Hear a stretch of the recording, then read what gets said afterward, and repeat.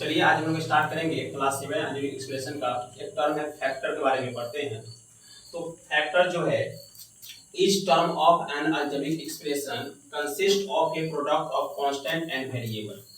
मतलब हम लोग को पता है कि अलजेब्रिक एक्सप्रेशन में बहुत सारा टर्म ऐसा आता है जिसके पास वेरिएबल भी रहता है और साथ में कांस्टेंट भी रहता है, और दोनों जो है जब प्रोडक्ट के रूप में हो, प्रोडक्ट मतलब होता है मल्टीप्लाई के रूप में हो। जैसे 5x लिखा हुआ है तो ये 5 इंटू एक्स के टर्म में लिखा हुआ है ना।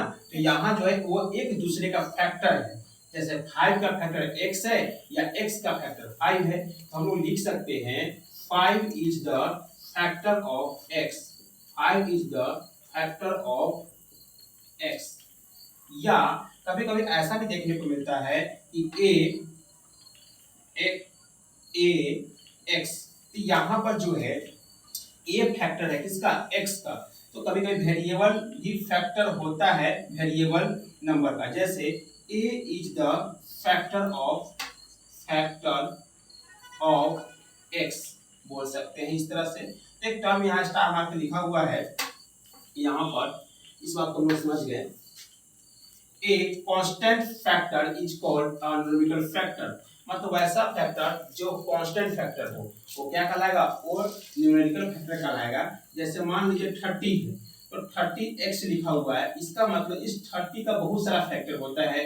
फैक्टर मतलब इसको एग्जैक्ट डिवाइड कर सके। जैसे इसका फैक्टर 1 होता है, 2 होता है, 3 होता है, इसी तरह से 6 होता है, फिर 5 भी होता है, 10 भी होता है, 15 भी होता है, और यहाँ पर 30 खुद होता है। ये सब जो फैक्टर है ये कैसा फैक्टर है, ये सब जो फैक्टर है ये न्यूमेरिकल फैक्टर है, इसी को हम न्यूमेरिकल फैक्टर बोलते हैं। लेकिन जब वेरिएबल फैक्टर होता है जैसे x स्क्वायर लिखा हुआ है तो इसका फैक्टर क्या होगा, इसका फैक्टर देखा जाए तो x होगा और x स्क्वायर भी होगा। तो ये जो फैक्टर कहलाएगा ये वेरिएबल फैक्टर है। ये कौन सा फैक्टर है, वेरिएबल फैक्टर है। तो इस फैक्टर को हम लोग लिटरल फैक्टर बोलते हैं। इसको हम लोग क्या बोलते हैं, लिटरल फैक्टर बोलते हैं। यही बात लिखा हुआ है, while a variable factor is known as literal factor. इस फैक्टर को हम लोग क्या बोलते हैं, लिटरल फैक्टर बोलते हैं।